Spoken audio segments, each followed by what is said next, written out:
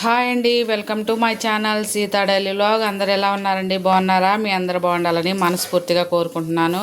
Happy Sunday అండి.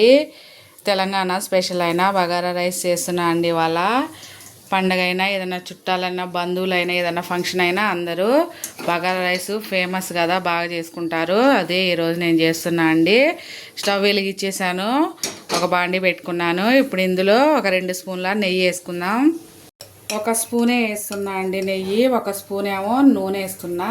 మీరు అచ్చం నెయ్యితోనైనా చేసుకోవచ్చు, లేకపోతే అచ్చం నూనెతోనైనా చేసుకోవచ్చు. 1 స్పూన్ వేసాను నేను నెయ్యి, అలాగే 1 స్పూను నూనె వేస్తున్నా. నేను 1 గ్లాసు బియ్యం తీసుకున్నానండి. ఇప్పుడు ఇది వేడవనిద్దాం.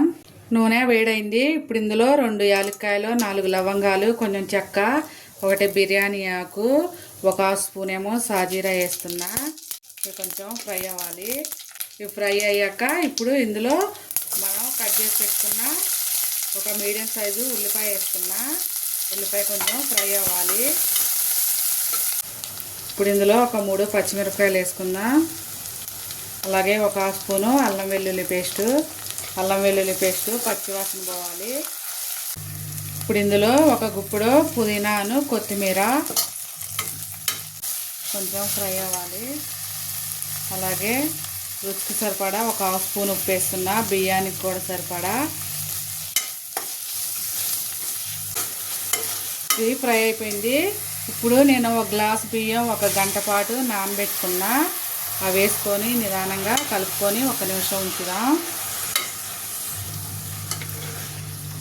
కొంచెం ఫ్రై అయ్యాక ఇప్పుడు నేను ఈ గ్లాస్తో తీసుకున్నా కదా, 2 గ్లాసులు వేస్తున్నా అండి. అదే కొత్త బియ్యం అయితే గ్లాసున్నర వేసుకోవాలి. నా ఈ పాత బియ్యం, అందుకనే 2 గ్లాసులు నీళ్ళు వేస్తున్నా. హై ఫ్లేమ్లో ఒక 5 నిమిషాలు ఉంచుకొని తర్వాత మీడియం ఫ్లేమ్లో అడ్జస్ట్ చేసుకొని ఉడికించుకోవాలి. ఇప్పుడు ఉప్పు సరి చూసుకోండి, ఉప్పు సరిపోయిందో లేదో. సరే, ఇప్పుడు ఇలా నీళ్ళు దగ్గరకు అయ్యాక ఇందులో కొంచెం కొత్తిమీర వేసి, పుదీనా కొత్తిమీర కొద్దిగా పైన వేస్తున్నా. అలాగే 1 స్పూను ధనియాల పొడి వేసి మంటనే మీడియం ఫ్లేమ్లో పెట్టి మూతేసి ఒక 10 నిమిషాలు ఉడికించుకుంటే బగారా రైస్ రెడీ అవుతుంది. అంతే, స్టవ్ ఆపేసానండి. స్టవ్ ఆపేసాక ఒక 5 నిమిషాలు ఉంచుకొని ఆ తర్వాత ఓపెన్ చేసుకోవాలి మూత. చూసారా, అంతే, బగారా రైస్ రెడీ అయిపోయింది. చూసారా ఎంత పొడి పొడికి వచ్చిందో. ఇవాళ నా వీడియో ఇంతేనండి. నా వీడియో కనుక నచ్చితే ప్లీజ్ ఒక లైక్ చేయండి, నా ఛానల్ని సబ్స్క్రైబ్ చేసుకోండి. ఈ బగారా రైస్ని రైతాతో కానీ, లేకపోతే ఇంకా చికెన్, మటన్ కర్రీ, ఇంకా వంకాయ మసాలా కర్రీ చేసుకుంటాం కదా, దాంతో సర్వ్ చేసుకొని తింటే చాలా బాగుంటుంది.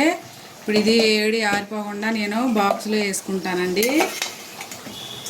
ప్లీజ్ ఒక లైక్ చేయండి. నేను చేసిన వంట ఎలా ఉందో కామెంట్ చేయండి.